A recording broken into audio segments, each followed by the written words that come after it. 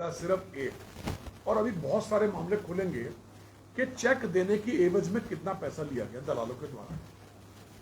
आपकी टीम जाती सारे चेक लेके विधायक के ऑफिस में, जबकि नियम है कि चेक बटेंगे जिला प्रशासन के माध्यम से, और जिला प्रशासन की इकाई आप है, आपके द्वारा वो चेकों का वितरण करना सरकार का यह आदेश है। अगर सरकार का यह आदेश है कि किसी नेता के घर से बांटो या उसके ऑफिस से बांटो, वो आदेश मुझे आप दिखा दीजिए। किस प्रकार से चेक मांगे और वहां से बंदरबाड़ जो अभ्यर्थी नहीं आ पाया उसके चेक दलालों ने ले लिए। अब दलाल कह रहा 5,000 का चेक मैं तब दूंगा जब 3,000 रुपए तुम दोगे। तुम 3,000 दो, तुम्हारा बड़ा चेक आने वाला 20,000 रुपए का, उस 20,000 के चेक में मैं तुमसे कुछ नहीं लूंगा, लेकिन आज तो मुझे 3 चाहिए। वो गरीब बेचारा कहता है मैंने बड़ी मुश्किल से 2,000 रुपए इकट्ठे किए, टुक टुक चला रहा हूं, गौतम हॉस्पिटल में एडमिट था, मेरे ऊपर दया दिखा दूं, लेकिन मिस्टर जावेद ने कोई दया नहीं दिखाई और 2,000 की जगह 3,000 रुपए अड़े रहे। ये 2,000 देने को तैयार था। आप ये देखिए, एक ही उदाहरण है आपके सामने। आपकी तहसील के नीचे आपके सामने तहसीलदार साहब, ऐसा घटनाक्रम हो रहा है। हिंदुस्तान का ऐसा कौन सा कानून है कि आप चेक तहसील की बजाय नेताओं के घर से बांटेंगे, नेताओं के ऑफिस से बांटेंगे? रात भर आप परेशान रहे। माननीय मुख्यमंत्री जी ने कल घटनाक्रम का संज्ञान लिया और रात को ही जिलाधिकारी और एसएसपी को आदेशित किया। डीएम साहब के आदेश से आप पूरी रात परेशान रहे। रात को 1 बजे मुकदमा कायम हो रहा, मुलजिम गिरफ्तार हो रहा है। ये बहुत दुर्भाग्यपूर्ण है। समय रहते संज्ञान लीजिए और ऐसा घटनाक्रम मत कीजिए। तहसीलदार साहब आप बहुत अच्छे, हमारा आपका टकराव हो, आप बहुत अच्छे हैं, मैंने आपकी प्रशंसा सुनी है। और आप इस प्रकार के आपके अधीनस्थ, आपके सबऑर्डिनेट इस प्रकार का काम करेंगे तो निश्चित रूप से इस तहसील से हमारा रोज टकराव होगा। हम बहुत आदर सूचक शब्दों के साथ आपको यह कहना चाहते हैं, माननीय सरकार का जो भी हुक्म हो उसका अनुपालन आप कीजिए, तहसील के माध्यम से कीजिए। आप किसी नेता के दरवाजे पे चेक बांटेंगे, आप मुझे वो कानून दिखा दीजिए कहां है। हाँ, माननीय मुख्यमंत्री जी का महाशिविर लगे, गांधी पार्क में शिविर लगता है, माननीय मुख्यमंत्री सरकार का यह आदेश होता है कि सारे चेक गांधी पार्क में बटेंगे, समझ में आता है। लेकिन ऐसा कोई आदेश दिखा दो कि किसी नेता के घर से या ऑफिस से चेक बटेंगे, वो आदेश आप मुझे दिखा दो। और आप अगर ये नहीं करेंगे तो मैं तो निश्चित रूप से आपकी तहसील में अनिश्चितकालीन धरने पर बैठ जाऊंगा। ये एक घटनाक्रम हुआ है, समय रहते आपने संज्ञान ले लिया और पूरी तत्परता दिखाते हुए आपने मुकदमा कायम करा दिया, मुलजिम मेरे ख्याल से गिरफ्तार हो। लेकिन आप जैसे व्यक्ति को अपने घर के काम दाम छोड़कर बस्तियों में घूमना पड़ रहा है, मुलजिम को ढूंढना पड़ रहा है, पुलिस के दरवाजे पे जाना पड़ रहा है, एक योग्य तहसीलदार को। लेकिन अगर इस प्रकार का घटनाक्रम पुनः हुआ तो मैं तो आपके ऑफिस से तब उठूंगा जब लोगों को, पीड़ित को न्याय मिलेगा। गरीब आदमी गौतम हॉस्पिटल में उम्मीद लगाए बैठा है, मुझे 1 लाख रुपए का चेक आएगा। चेक आ रहा 5,000 रुपए का, और 5,000 में भी 3,000 मांगे जा रहे हैं। और मुलजिम ने आपके सामने स्वीकार भी कर लिया कि मैंने 3,000 मांगे। वो तो कहता है 20,000 का चेक और आएगा, हम उसमें तो कोई पैसा नहीं लेंगे आपसे, लेकिन आज तो आपको 3 देने पड़ेंगे। वो चेक उसके हाथों में कैसे पहुंचा? चेक जमा पूंजी आपकी है, सरकार की है, वो चेक वहां पहुंच कैसे गया? बड़ा सोचनीय प्रश्न है। सुन लो, सबसे बड़ा यक्ष प्रश्न है कि वो चेक दलाल के हाथ में पहुंचा कैसे, और वो व्यक्ति जो पहले से पुलिस में वांछित है, जिसके खिलाफ पहले ही कई मुकदमे चल रहे हैं। आपको सिर्फ और सिर्फ सरकार का आदेश मान रहा है या अपने जिलाधिकारी का आदेश मान रहा है, अपने उच्च अधिकारियों का आदेश मान रहा है। लेकिन ये कौन सा किताब है कि चेक जो है वहां से गायब हो रहा है और चेक दलाल पैसे मांग रहा है? आपकी नाक के नीचे ही काम हो रहा है, और आप जैसा योग्य अधिकारी होते हुए ये भ्रष्टाचार आपके सामने हो रहा है। मैं ये तो नहीं कह सकता, मेरे सामने प्रथम दृष्टया ऐसा समझ में नहीं आता कि आपके तहसील का कोई कर्मी इनसे मिला हुआ है, लेकिन ये सब मामले तहसील में नहीं होने चाहिए। आपकी रेपुटेशन पे फर्क पड़ रहा है, उसका दुष्प्रभाव आपकी छवि पर पड़ेगा। मैं पब्लिकली मीडिया के माध्यम से कह रहा हूं, आप एक योग्य अधिकारी हैं, लेकिन ऐसा कोई कानून नहीं है कि आप किसी नेता के घर पर या चेक बांटे दलाली के लिए। दलाली चाहिए, हर काम में दलाली चाहिए। पहले 33% था आपके तहसील के चेक के माध्यम से, अब 60% दलाली हो गई, हर काम में दलाली। बिना इनके द्वारा जितने ये माफिया लोग हैं, राजनीतिक प्रभाव वरद हस्त प्राप्त लोग हैं, इनके द्वारा, इनके रिश्तेदारों के द्वारा कॉलोनियां काटी जा रही हैं। तहसीलदार साहब, रेरा एक्ट का उल्लंघन हो रहा है, प्राधिकरण के नियमों की धज्जियां उड़ाई जा रही हैं। कोई नक्शा पास किए बिना आज जाइए, भदईपुरा के पीछे कॉलोनियां कट रही हैं।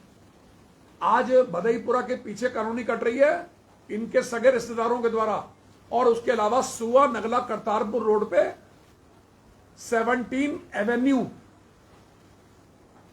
और कबीर वाटिका, 17 एवेन्यू कबीर वाटिका में कॉलोनियां कट रही हैं। इसके अलावा लगभग 50 से अधिक कॉलोनियों में जो कि नक्शा पास नहीं है, क्योंकि भाई सरकार में है। कौन अधिकारी मांगेगा नक्शा? कौन कहता है कि प्राधिकरण के नियमों की धज्जियां उड़ा रहे हैं? कौन अधिकारी कहेगा रेरा एक्ट का उल्लंघन कर रहे हैं?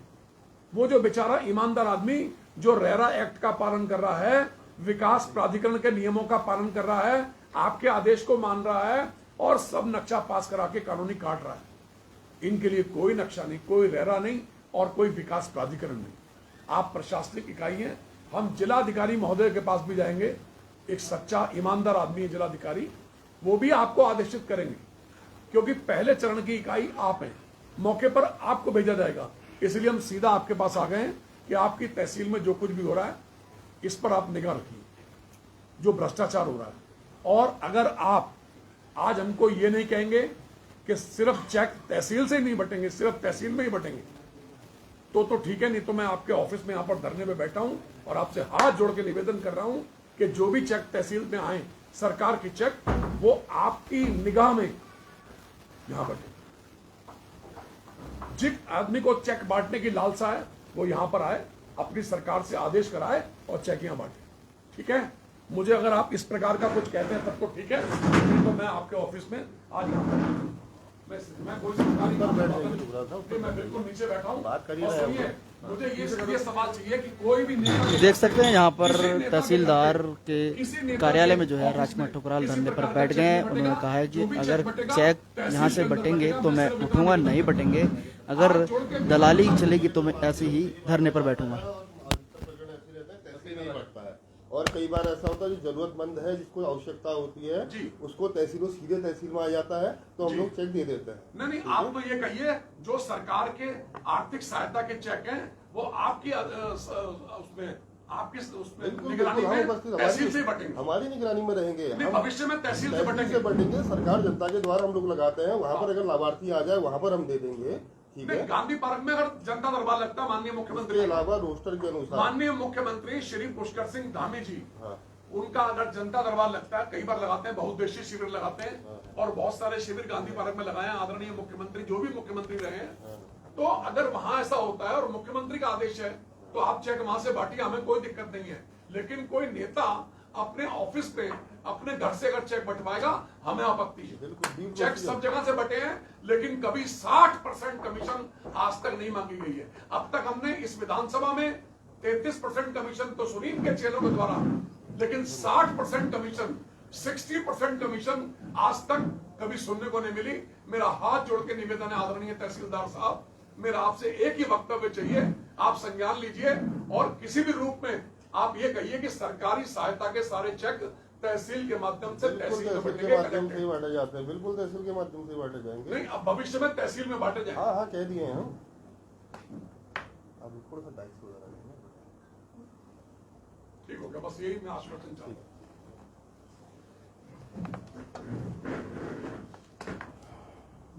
अभी आज ये जो प्रकरण हुआ है, इस प्रकरण को लेकर के क्या अब आगे से चेक जो है वो कहाँ बांटे जाएंगे, किस तरह का आश्वासन? प्रकरण हमारे संज्ञान में आया है, जो प्रकरण हमारे संज्ञान में आया था, कोई ऑडियो क्लिप वायरल हुई के नाम का चेक आया हुआ है, उसका आधार कार्ड देखा जाता है, उनका कोई अन्य जो प्रमाण है उनके पास लेके आया होता है। उसके बाद भी प्राप्ति रसीद हम लोग प्राप्त करते हैं उन लोगों से, जिनको उनके सिग्नेचर होते हैं, उनके मार्क होते हैं, उसको हमारा पटवारी सत्यापित करता है और एट लास्ट मैं सत्यापित करके उसको जिलाधिकारी। डाटा कैसे लीक हो गया? एक लाभार्थी का नंबर, एक लाभार्थी का नंबर जो है वो किसी व्यक्ति के मेरे पास जो लिस्ट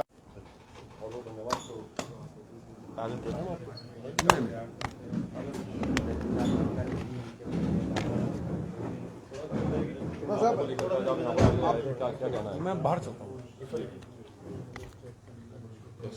देख सकते हैं यहाँ पर जो राजकुमार ठुकराल है। प्रार्थना करता हूँ, लेकिन उसके लिए आवश्यक है आप अपने तहसील के काम तहसील में निपटाइए, और उच्चाधिकारी सरकार अगर कहती है तो सरकार के आदेश का तो अनुपालन आपको करना है।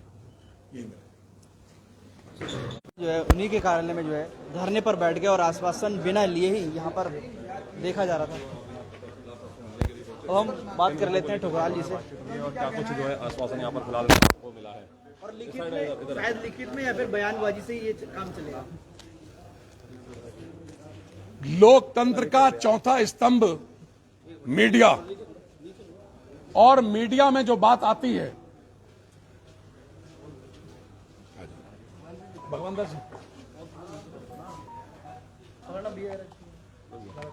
मीडिया में जो बात आ जाती है वो लोकतंत्र का चौथा स्तंभ है।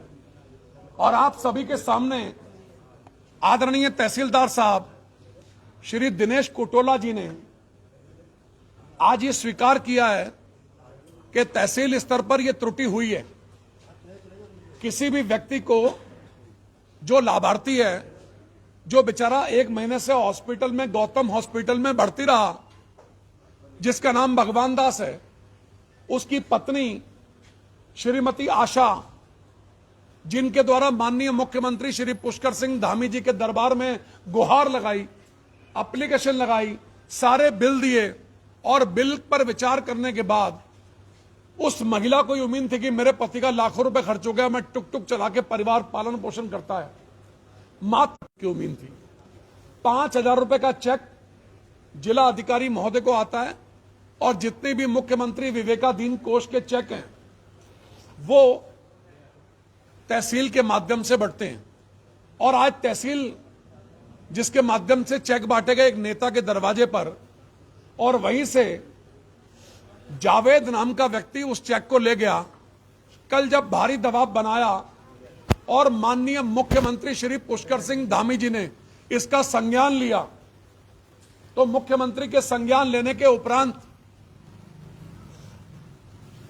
जिला प्रशासन हरकत में आया, जिलाधिकारी महोदय, एसएसपी महोदय, और उनके द्वारा आदेशित करके कल तहसीलदार के सबॉर्डिनेट राजस्व लेखपाल प्रकाश चंद्र आर्य के द्वारा मुकदमा लिखवाकर रात को 1 बजे मिस्टर जावेद की गिरफ्तारी हुई है। समय रहते अगर पहले ये काम हो गए होते और समस्त तहसील कर्मियों को ये निर्देश होते कि ये काम सरकारी पैसा, असहाय पीड़ित लोगों की मदद के लिए मुख्यमंत्री विवेकाधीन कोष से चेक आते हैं, गरीब आदमी की मदद करने के लिए, उसमें दलाली करने के लिए नहीं आते। ये जो भी नेता दलाली कर रहे हैं, ये आज शहर के बच्चे बच्चे को पता लग गया है।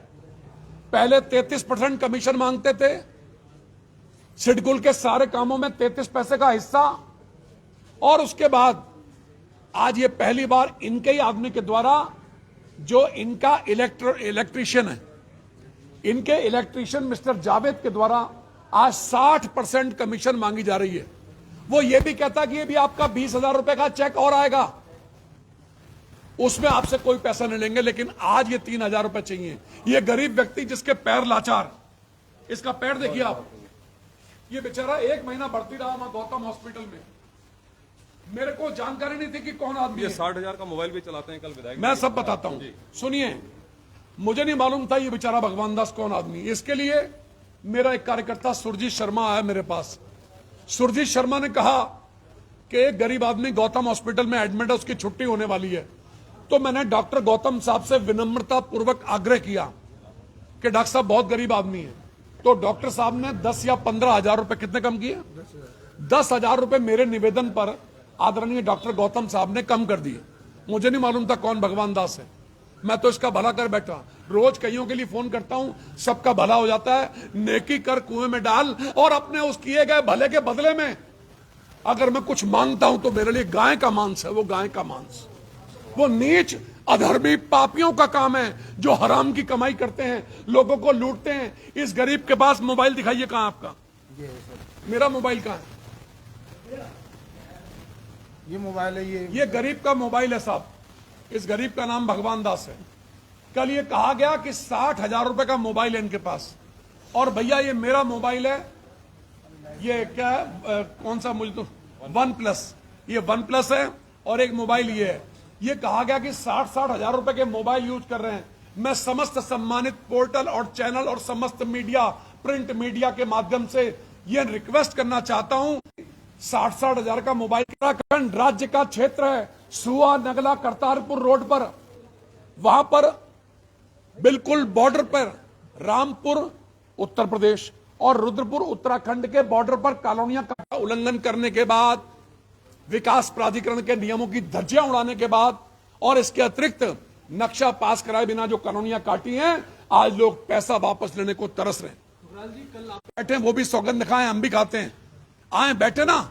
नीच अधर्मी पापी लोग इस प्रकार के आरोप लगाते हैं, जिनके दामन दागदारों, जिस व्यक्ति का राजनीतिक जीवन 44 साल electronic portal, channel, print media सबके पास है, जिसमें